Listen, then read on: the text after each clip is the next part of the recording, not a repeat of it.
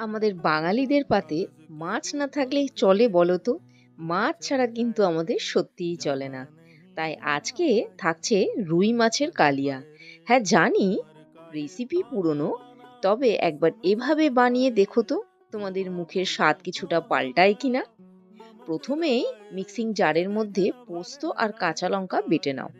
এইবার ধুয়ে রাখা মাছের মধ্যে নুন হলুদ মাখিয়ে রেখে দাও।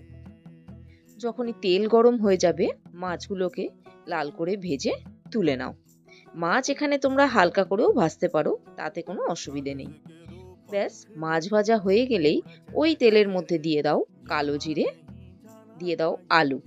আলু এখানে তোমরা যারা পছন্দ করো তারা খেতে পারো, যদি পছন্দ না হয় তাহলে না দিতে পারো। তাহলে সরাসরি কালো জিরে দিয়েই পেঁয়াজ দিয়ে দেবে।